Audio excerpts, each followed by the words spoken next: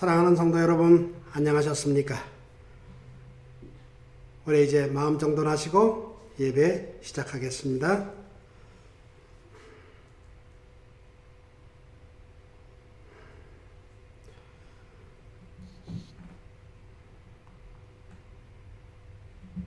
자, 우리 첫 번 찬미 497장 선한 목자 되신 우리 주 다시 다 하겠습니다. 선한 목자 되신 우리 주 항상 인도하시고 방초 동산 좋은 곳에서 먹여 주시옵소서. 선한 목자 구세주여 항상 인도하소서. 선한 목자 구세주여 항상 지켜주소서.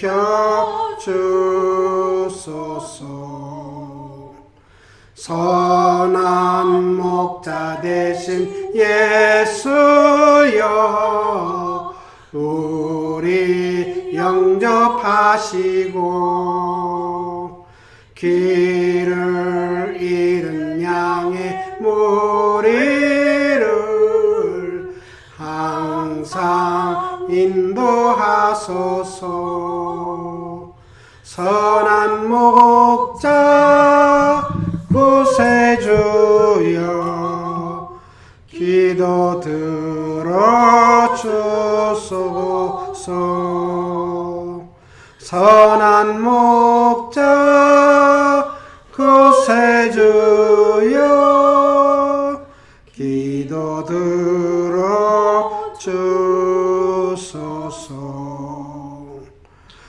흠이 많고 약한 죄인도 받을 허락하셨네. 주의 은혜 크신 권능이 죄의 결박 풀겠네. 선한 목자 구세주여 지금 나아갑니다. 선한 목자 구세주여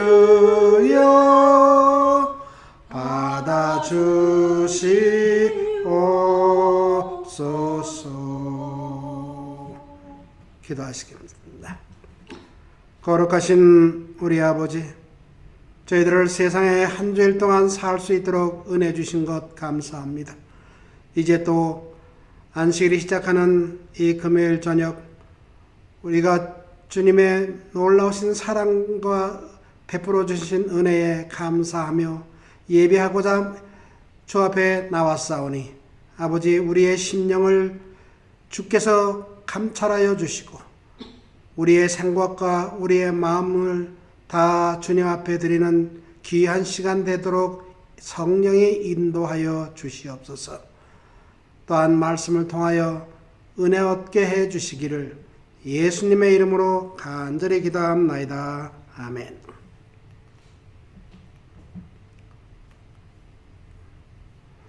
오늘은 여호와는 나의 목자시니 라는 제목으로 말씀을 드리겠습니다.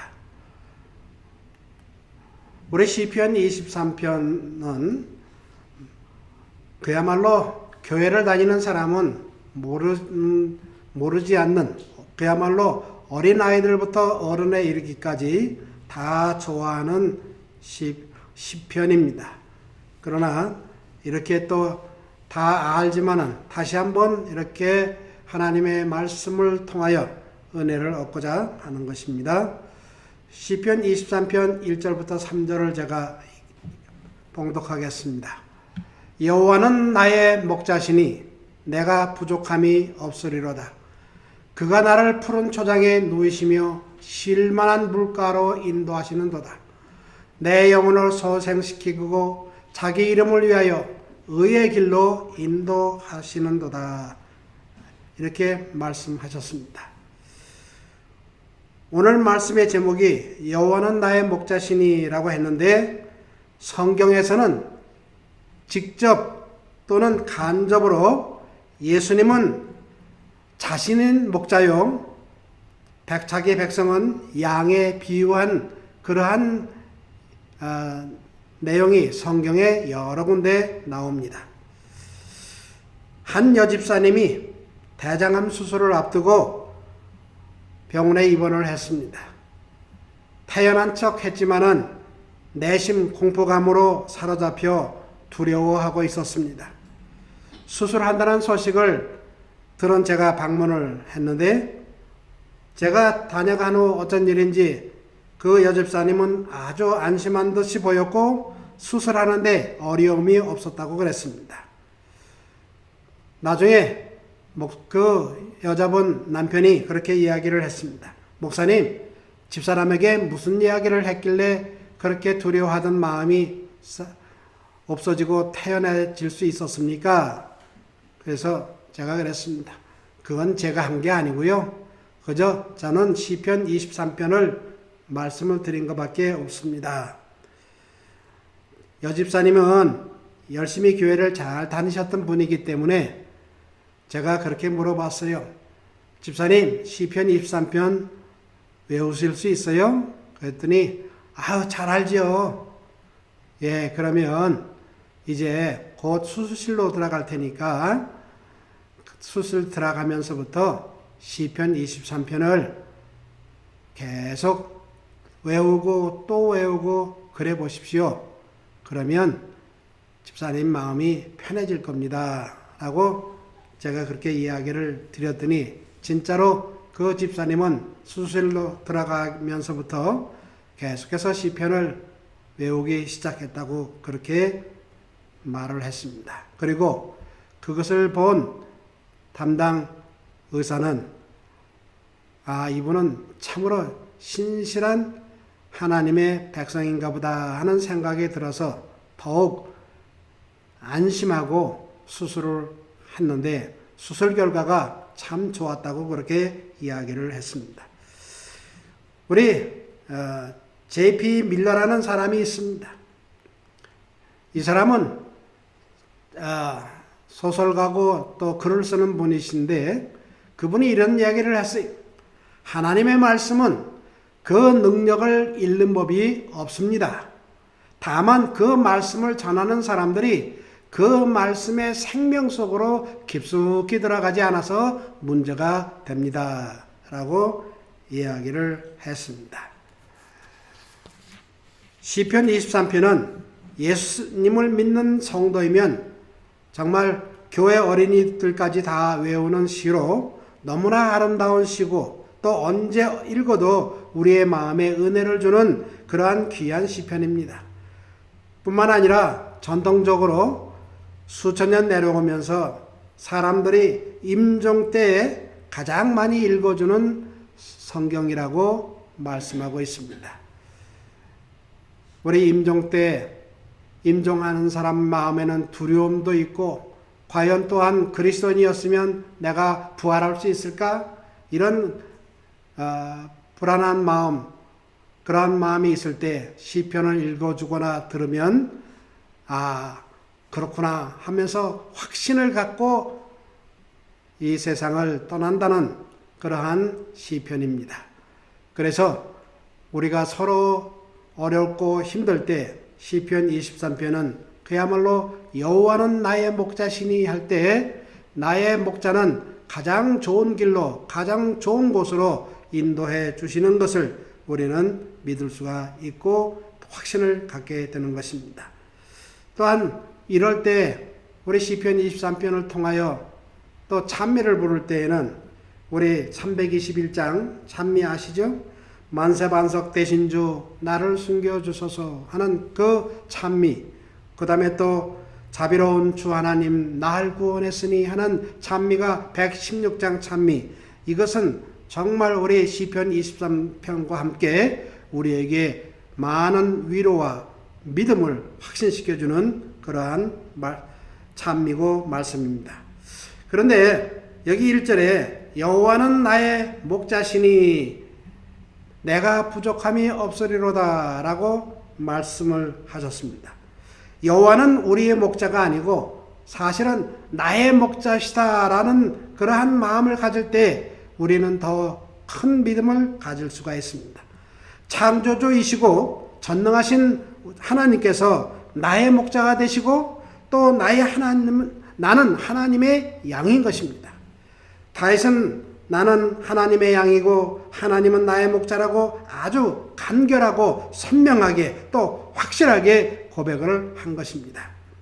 특히 시편 23편은 다윗이 쓴 것으로 우리가 알고 있는데 여러분도 아시다시피 다윗은 어려서부터 양을 키우던 목동 출신입니다. 다윗은 자신이 본래 목동이었기 때문에 양들이 어떻게 사는지 또 어떻게 지내는지를 잘 알고 있습니다. 그래서 여호와는 나의 목자시니 내가 부족함이 없으리로다 라고 말씀을 한 것입니다. 그런데 이것을 영어 성경에는 이렇게 되어 있습니다. The Lord is my shepherd, I shall not want. 또는 Lord is my shepherd, I lack nothing. 다시 말해서 나는 아무것도 원하지 않습니다. 또는 부족한 것이 없습니다. 라고 하는 뜻이었습니다. 그래서 내가 부족함이 없으리로다 하는 이 말은 나는 아무 소원도 없습니다. 라고 우리가 표현할 수가 있는 것입니다.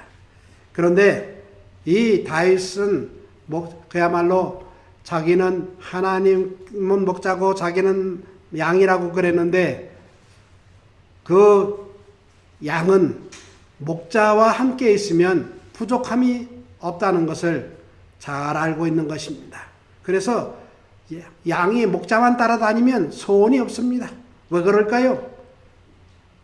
그것은 목자는 지금 양들이 물이 필요하구나 할 때는 물가로 데려가고 또 양들이 배고플 것 같은 생각이 들면은 꼴이 많은 풀이 많은 곳으로 인도하고 또 너무 덥거나 힘들 것 같으면 그늘진 쉬는 곳으로 데려가고 이렇게 목자는 양을 잘 미리미리 알아서 인도하기 때문에 양은 어디 가서 물을 먹지, 어디 가서 꿀을 먹지, 어디 가서 쉬지 이런 걱정을 할 게 아무것도 없는 것입니다. 그래서 내가 부족함이 없다라고 말할 수 있는 것입니다. 그런데 반면에 우리는 바라는 것이 너무 많아요. 소원이 너무 많습니다. 그래서 기도하는 것이 다 달라는 기도입니다. 그렇지 않아요? 하나님 기도할 때마다 하나님 뭐 주세요? 뭐 주세요? 이렇게 해주세요. 저렇게 해주세요. 그러면서 바라는 것이 너무 많다 이 말입니다.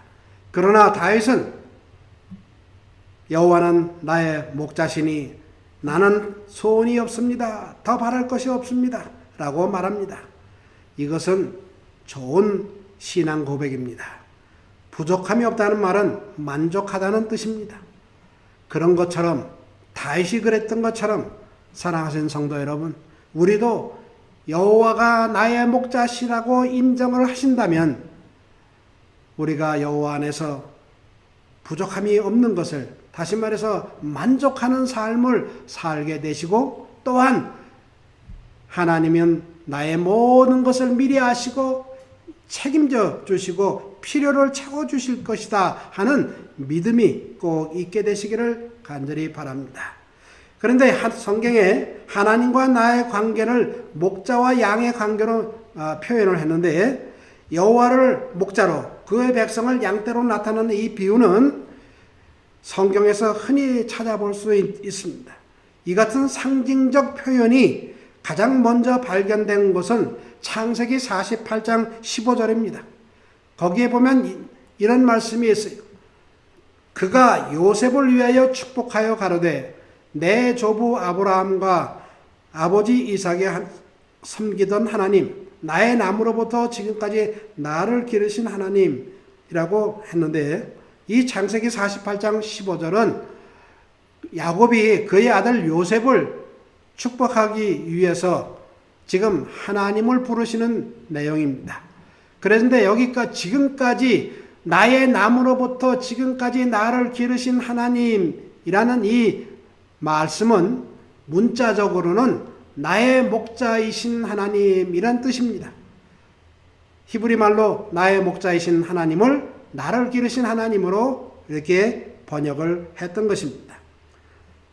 여호와를 목자로 삼고 사는 사람은 내가 부족함이 없으리로다 라고 고백합니다. 이 말은 하나님께 대한 절대적 신뢰를 나타내는 말로서 이 구절이 바로 이 시편 23편의 핵심입니다. 내가 부족함이 없으리로다. 어린 아이들은 부모가 절대적으로 필요합니다. 왜 그럴까요?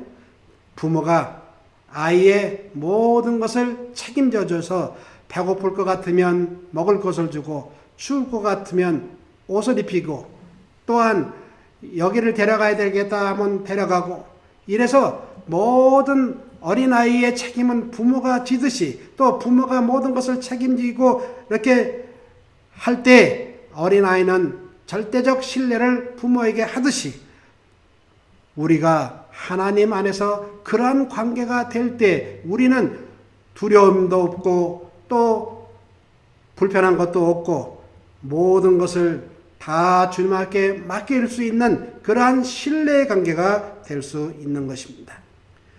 2000년 전 예수께서는 하나님의 아름다운 전원의 장면을 가지고 당신을 믿는 사람들에게 대한 당신의 관계를 나타내셨습니다.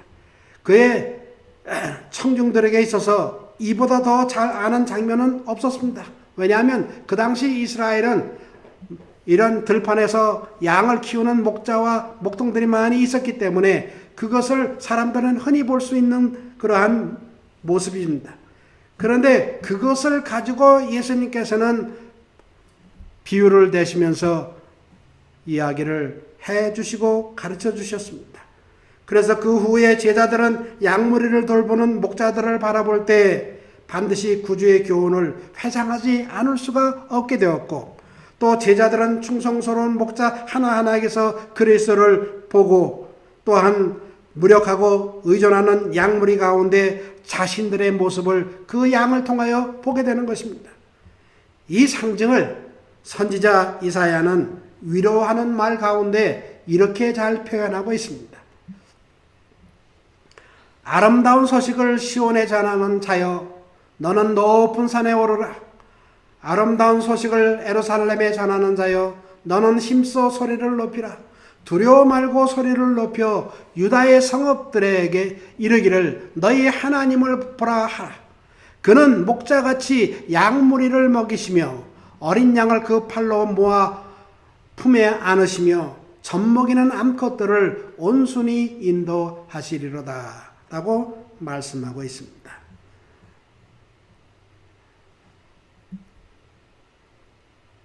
이 이사야뿐만 아니라 선지자 에스겔은 또 다음과 같이 선언했습니다. 내가 한 목자를 그들 위에 세워 먹이게 하리니 그러면서 여기 16절에는 이렇게 또 말씀하셨습니다. 그 잃어버린 자를 내가 찾으며 쫓긴 자를 내가 돌아오게 하며 상한 자를 내가 싸매어 주며 병든 자를 내가 강하게 하려니와 하면서 돌봐주시는 하나님을 말씀하셨고 또 내가 그들과 화평의 언약을 세우고 25절에 그렇게 얘기를 했는데 바로 하나님은 한 번만 언약을 하시면 끝까지 지켜주시는 그 하나님, 언약의 하나님을 나타내셨고 또한 28절에 보면 그들이 다시는 이방의 노략거리가 되지 아니하며 평안히 거하리니 놀랄 사람이 없으리라 라고 말씀하시면서 하나님 안에 있는 사람은 하나님께서 그들을 돌봐주고 보호하기 때문에 평안히 거하면서 놀랄 일이 없다라는 이야기를 하는 것입니다. 참으로 우리가 이러한 믿음과 신뢰가 있을 때에 우리는 하나님과 나의 사이가 더욱더 친밀해지고 또 모든 것을 하나님 앞에 의탁할 수 있는 우리가 될 것이라고 확신하는 것입니다. 여호와는 나의 목자시니 내가 부족함이 없으리로다. 이 성경책은 언제나 저의 생각을 채우고 있습니다. 제가 그 말을 조용히 되풀이할 때 저희 마음은 행복으로 충만해집니다. 그리고 하나님 아버지에 대한 옛날에 가졌던 저의 견해는 바뀌어졌습니다. 저는 이제 그분을 사람들에게 맹목적인 순종을 강요하는 엄격한 압제자로서보다는 친절하고 자상한 부모로서 바라보게 하고 저 자신도 또 그렇게 하고 있습니다. 저희 마음은 깊고 열렬한 사랑으로 그분을 향해 갑니다. 그리고 이제는 그분의 뜻에 순종하는 것이 기쁨으로 여겨졌습니다. 또 그분께 봉사하는 것이 마음에 기쁨을 주고 있습니다. 그리고 어떤 그림자도 하나님의 뜻을 나에게 나타내준 빛을 가리우지 못합니다. 저는 구주께서 내 속에 계신다는 확증을 늘 가지고 있는 사람입니다. 우리 요한복음 8장 12절에 보면 그리스도께서 나는 세상의 빛이니 나를 따르는 자는 어둠에 다니지 아니하고 생명의 빛을 얻으리라고 말씀하셨는데 하나님 안에 있다 보니 이 말씀이 진리임을 깨달아 알았습니다.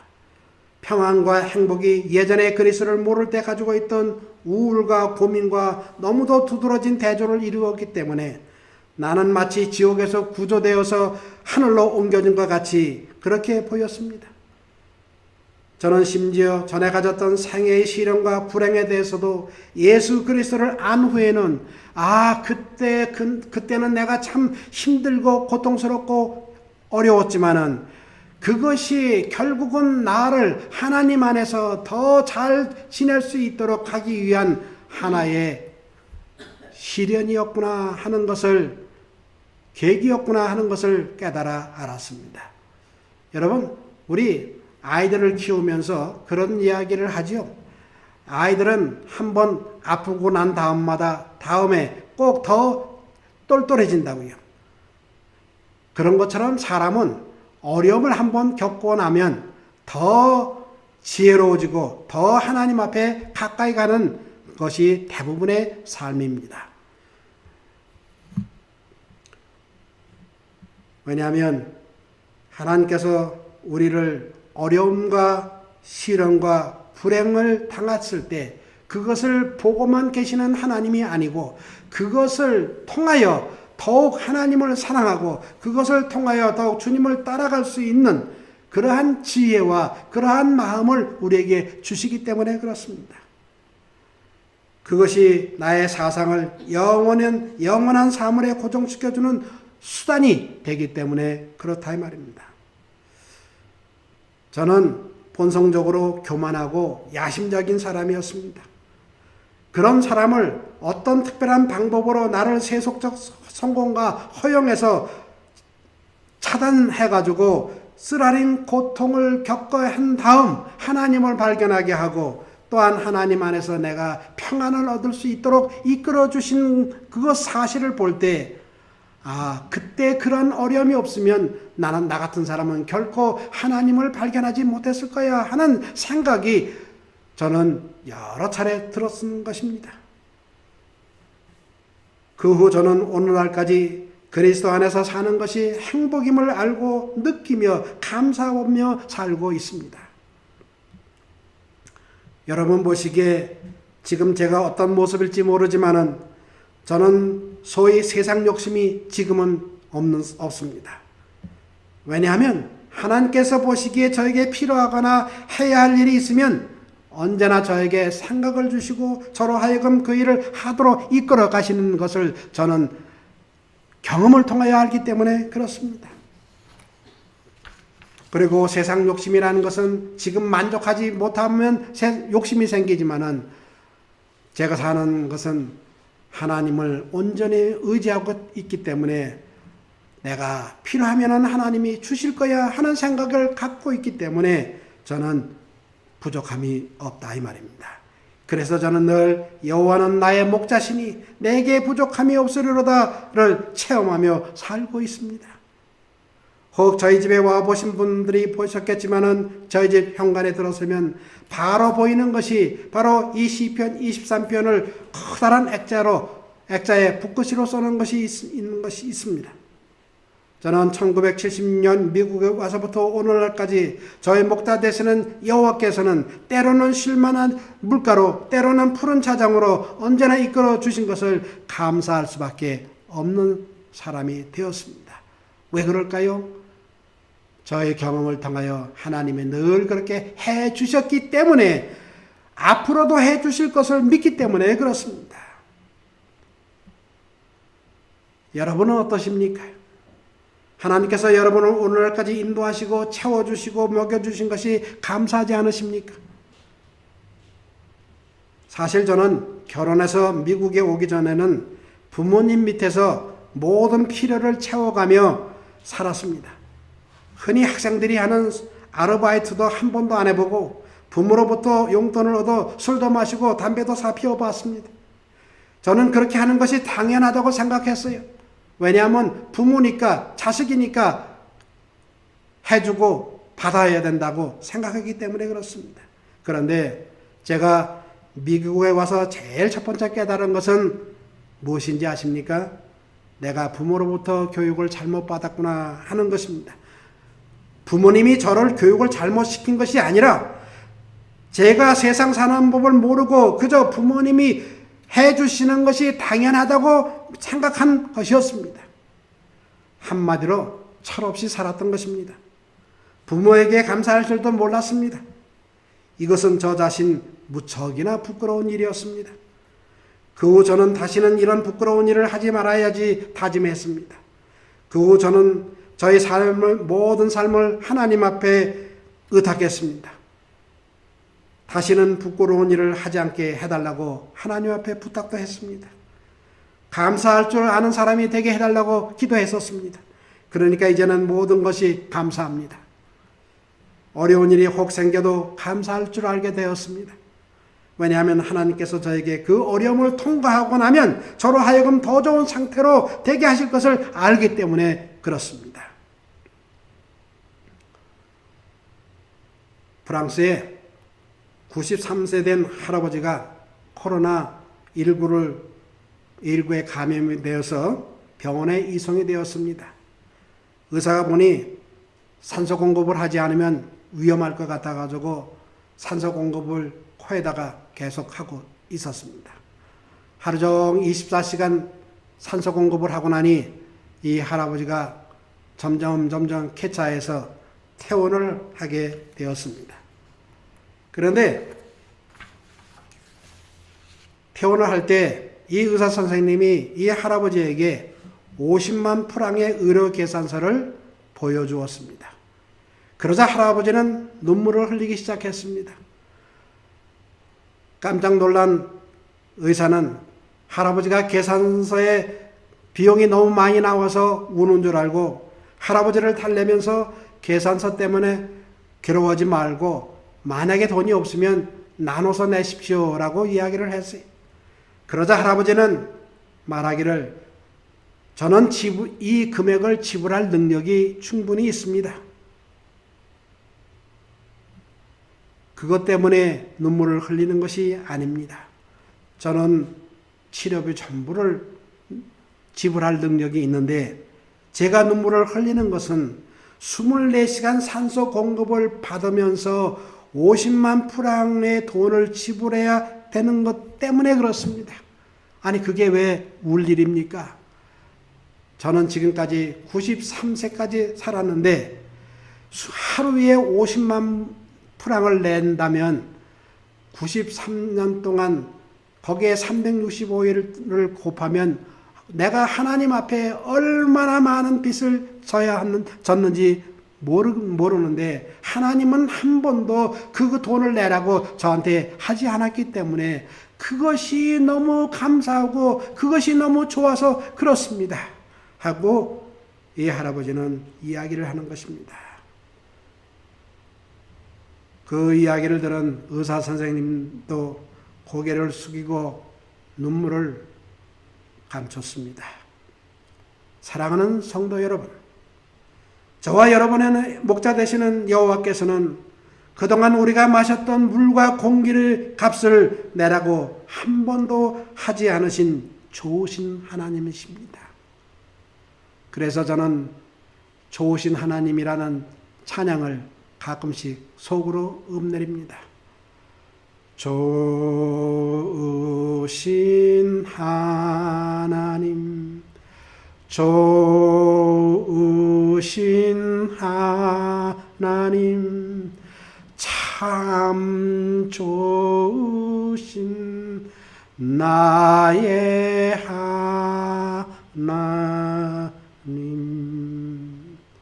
저는 이 노래를 부를 때 참 좋으신 하나님을 그냥 아무런 느낌을 갖고 부르지 않도록 말합니다.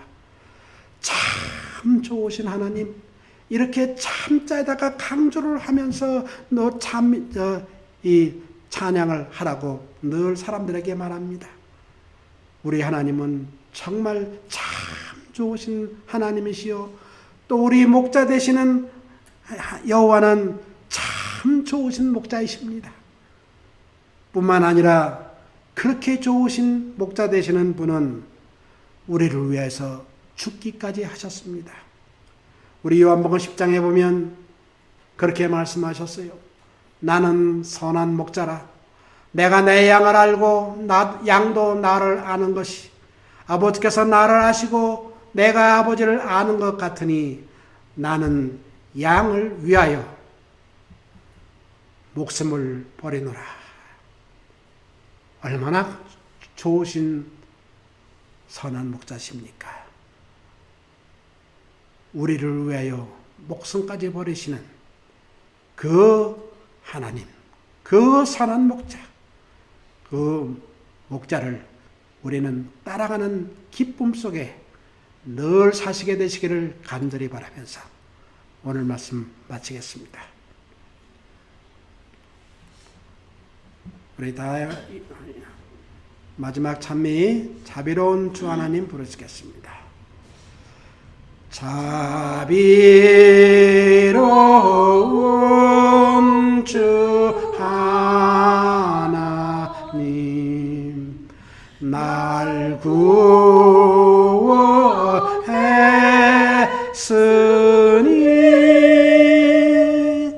내 잃었던 귀한 생명 이제야 찾았네.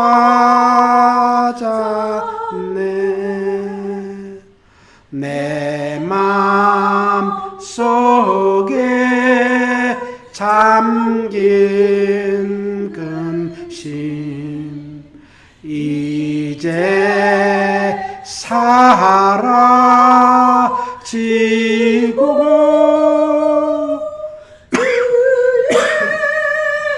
주를 믿음으로 큰 기쁨 얻었네. 주 하나님 크신 권능 내 영혼 지키고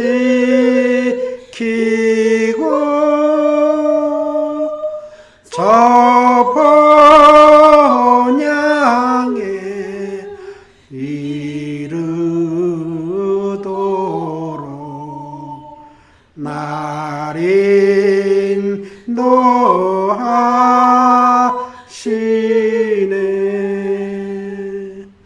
빛나고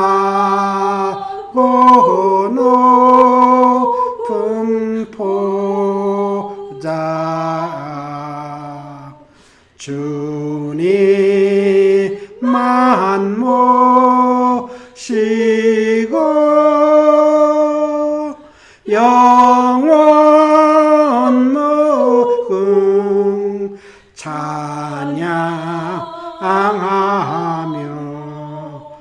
주 영광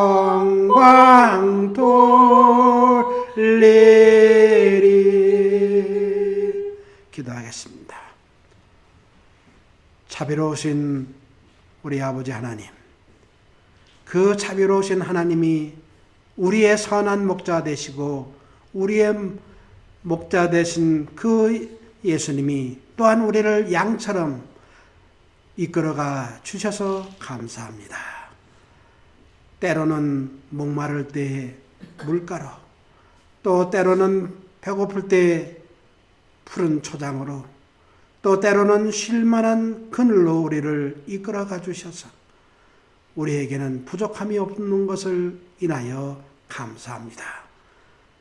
우리를 이렇게 늘 선한 목자가 되셔서 이끌어가는 그 예수님이 너무나 감사하고 너무나 고마워서 우리가 다시 한번 다짐하는 것은, 주님, 어떠한 형편으로 우리를 이끌어 가시든 우리를 어디로 인도하시든지 따라갈 수 있는 우리 되게 해 주시옵소서 하는 그러한 마음이, 간증이 우리 입에서, 우리 마음에서 꼭 일어나게 해 주시옵소서.